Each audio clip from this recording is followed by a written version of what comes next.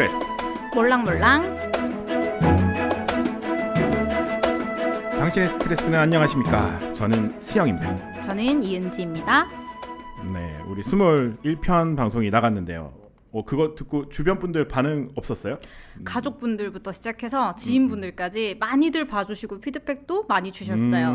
어떤 피드백 받았어요? 일단 저희 어머님께서는 좀 작게 웃어라. 웃음이 크다고? 네, 너무 크게 웃지 말고 작게 웃어라 라는 피드백을 저는 그런 주셨고, 생각을 안 했었는데 저도 이제 이런 피드백을 좀 수용해서 오늘은 조금 조신하게 웃는 걸로. 알겠습니다. 네. 오늘 조신한 웃음 기대하겠습니다. 네. 그리고 우리 1편에 올라갔잖아요. 그 유튜브에 사연의 주인공이 제가 사연의 주인공입니다 이렇게 댓글 달았더라고요. 직접 댓글을 달아주셨어요. 30대 여성분. 네, 정말로 저희는 익명이기 때문에 알 수 없어요. 정말 알 수 없는데 다행히도 저희 지인분이셨고 그리고 그렇군요. 이 방송을 통해서 정말로 위안을 좀 많이 받았다고 개인적으로도 연락을 주셔가지고 제가 정말 큰 힘을 얻었습니다. 맞아요. 우리가 사실 방송을 했을 때 이분이 어떤 느낌이셨을까 좀 궁금하긴 했는데 맞아요. 힘이 된다고 하시는 댓글을 보고 저도 약간 힘이 좀 더 났습니다. 네. 오늘도 힘을 내서. 계속 우리 방송 스트레스 몰랑몰랑 계속 이어지니까 우리 그 링크에 밑에 있는 설문 링크를 많이 참여해서 스트레스에 대해서 많이 알려주시면 저희가 열심히 알려보겠습니다. 네. 그러면 이제 스트레스 몰랑몰랑 오늘 사연 스트레스 이야기를 들어보겠습니다.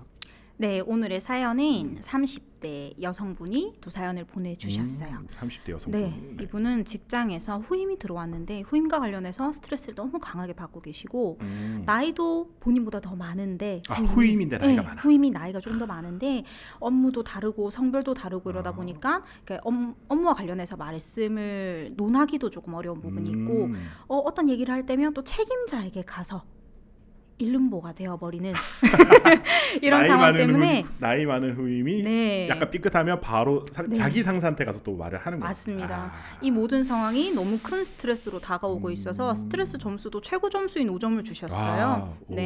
엄청 심각한 것 같아요. 맞아요.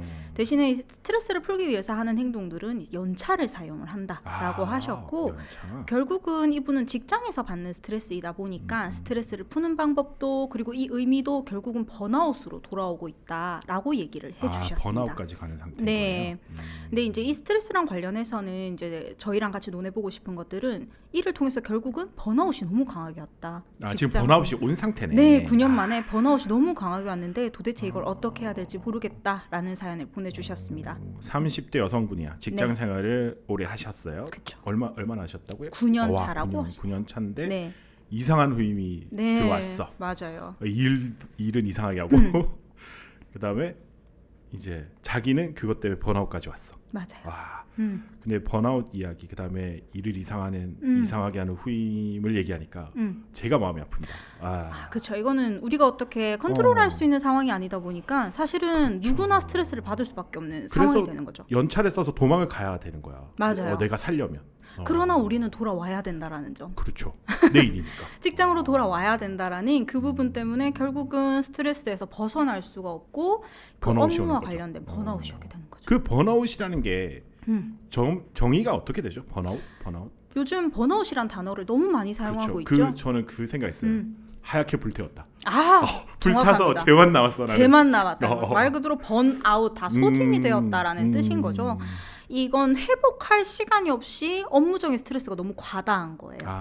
그러니까 우리가 일을 할 때 스트레스를 안 받을 수는 없어요. 그렇죠. 계속 스트레스 노출돼 맞아요. 그렇지만 우리가 스트레스를 풀 수 있는 다양한 방법이 있는데 이걸 풀 수도 없을 정도의 그런 극한의 스트레스를 받는다든지 그리고 이런 직장과 일 그리고 이 일 자체는 일과에 너무 많은 시간을 차지하잖아요. 우리 일이라는 건 하루 종일 중에 대부분이 일하는 데 쓰죠. 맞아요. 그렇기 때문에 이 번아웃이 일상에 영향을 결국은 미치게 되고 결국은 직장이나 직업에서 얻고 있는 일, 업무와 관련된 스트레스를 번아웃이라고 얘기를 합니다. 그러면 번아웃은 직장과 연결된 거야? 직업과 연결된 거야? 그러면 이걸 사실 모든 사람이 자기 일을 하잖아요. 돈을 떠나서도. 그러면 누구나 번아웃을 겪을 수도 있겠네요. 누구나 겪을 수 있는 거죠. 그리고 사실은 누구나 겪고 있는 상황인데 다들 이렇겠지 하고는 오히려 논하지 않는 경우도 많은 것 같아요. 그렇죠. 다들 직장 생활이 힘들고 나는 그 버틸 뿐이야. 맞아요. 이거 혹시 뭐 번아웃이 병인가요? 번아웃은 이제 우리 그 심리학적 용어긴 하지만 네. 질병으로 보지는 않아요. 질병으로 뭐 보지는 않아요. 정신병이라는 말을 써도 되나요? 그렇게 말할 수 있죠. 정신의학적으로 병명은 아니다. 네, 말하진 않지만. 근데 이제 심리학 쪽에서는 번아웃이라는 전문용어를 쓰긴 쓴다. 맞아요. 그리고 이 번아웃이라는 거는 양적 직무부하가 있고 예. 질적 직무부하가 있어요. 양적 직무부하랑 질적 업무 직무부하. 결국은 이런 직무와 관련해서 부하가 왔을 때 번아웃이 오는 건데 양적인 거는 말 그대로 우리의 일의 양이 너무 많은 거예요. 너무 많아서 감당하지 못하는 수준. 질적인 거는 이 양적인 게 아닌데 이분과 관련된 것처럼 뭐 직장 동료라든지 혹은 뭐 업무 환경이라든지 이런 것과 관련된 부분인데 두 개 중에는 질적인 직무 부하가 훨씬 번아웃에 영향을 많이 미친다고 합니다. 저 이거 알겠습니다. 양적 직무 부하는 사실 시간으로 사실 극복할 수도 있을 것 같아요. 제가 군대 때 하루에 2시간씩 자면서 행정병 야근을 했거든요. 네. 처리해야 될 데이터가 엄청 많아. 그렇죠. 근데 이건 언제가 될지 모르겠지만 내가 잠을 줄이면 이거 어떻게 조금씩 해소가 돼 나가는데 네. 질적 직무 부하는 방법이 없어. 맞아요. 아까 말한 거 그 이상한 후임이나 맞아요. 업무는 산으로 가는 업무 이런 거는 그렇죠. 내가 노력한다고 해소되지 않으니까 더 어려울 것 같아요. 그렇죠. 그러니까 양적인 거는 사실은 쉼으로 어느 정도 극복을 할 수 있어요. 그렇죠. 양이 많은 거기 때문에. 근데 질적인 직무로 인한 부하는 쉼으로 극복이 안 되는 경우가 훨씬 많기 때문에 아무래도 훨씬 일상생활에 영향을 미칠 수밖에 없죠. 그러면 지금 말씀은 번아웃도 극복이 가능하다는 말씀이신 거죠? 극복할 수 있습니다. 극복하는 방법은?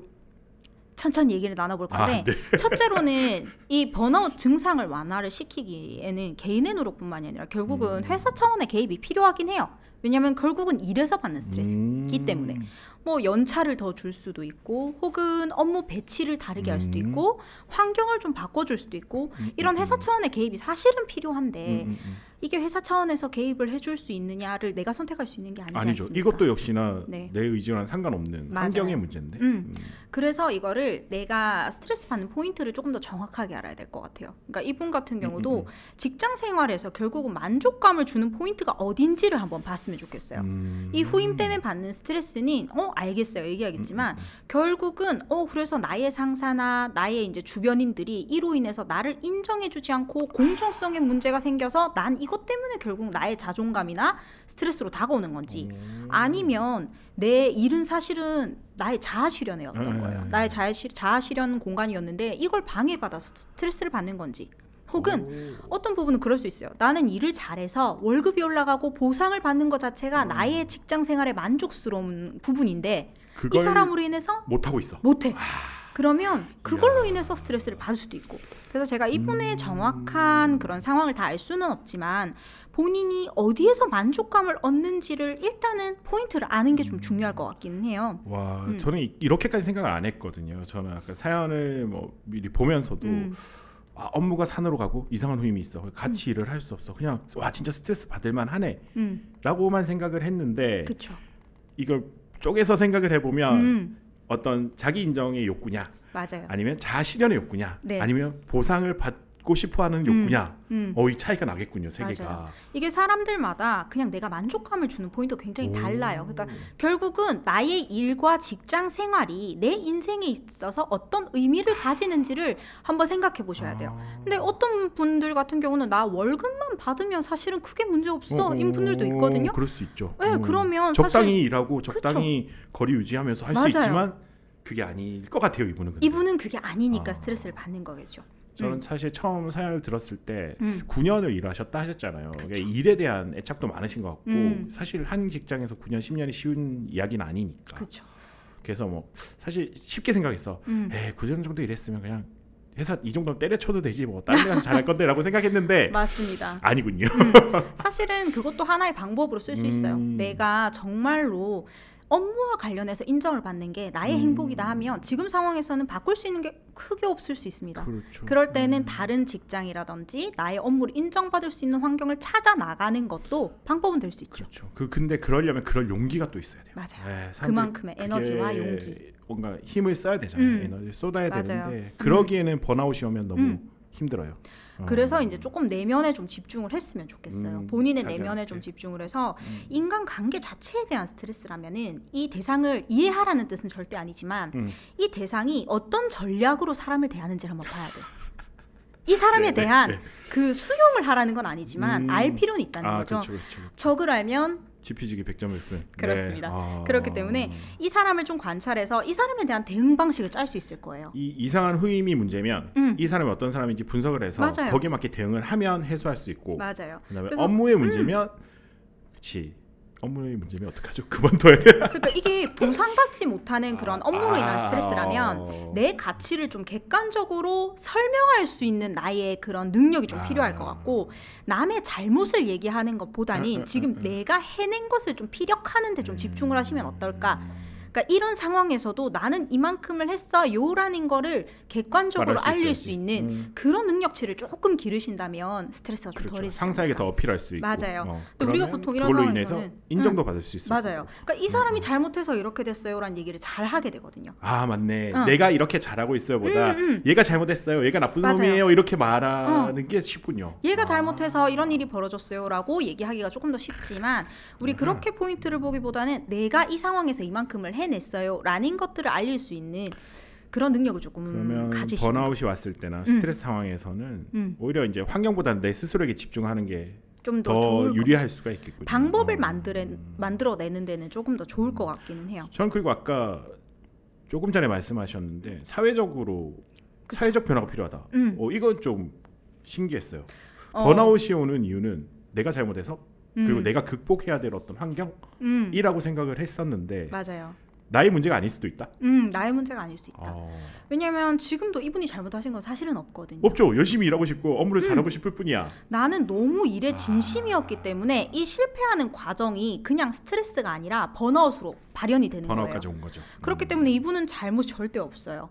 근데 그럼 우리가 이 사람들을 위해서 왜 사회적으로 좀 지원을 줘야 되냐라고 생각하는 거는 우리나라 사람들이 대부분 번아웃을 누구나 겪을 거야. 그럼 이겨내야 돼라고 여기는 게 좀 많아요. 맞아요, 그리고 본인 맞아요. 스스로도 그 번아웃 때문에 스트레스를 받는 게 내가 힘들어서가 아니라 결국은 이것 때문에 나의 업무에 지장을 주고 다른 사람한테 피해를 주는 것 같고 왜냐하면 업무 능력이 감소해질 수밖에 없거든요. 그러니까 여기서 오는 스트레스를 다시 받아요. 이게 악순환이네요. 악순환인 거죠. 그리고 우리도 정말로 그냥 객관적으로 생각을 해보자면 누군가가 번아웃을 겪어서 일을 제대로 완수하지 못하면 이 일은 나에게 돌아오게 돼 있어요. 그렇죠. 나의 피해로 돌아올 수 있어요. 사회 피해로 돌아올 수밖에 조금 없네. 냉정하게 얘기를 하자면 이 사람의 어려움이 나의 피해로도 돌아와요. 그러면 결국은 사회적인 그런 지원이라든지 이런 부분들을 할 수 있는 부분도 분명히 생겨야 된다라는 거죠. 이게 되게 놀랍습니다. 네, 전혀 이게 번아웃이 왔어. 저도 번아웃이 왔던 적이 있었죠. 네. 근데 그때는 이걸 내가 극복해야 되고 내가 이겨내야 될 어떤 과정 이렇게 생각했었는데 이걸 사실은 주변인들 사회가 아니면 직장도 마찬가지. 맞아요. 함께 노력을 해줘야 그렇죠. 된다.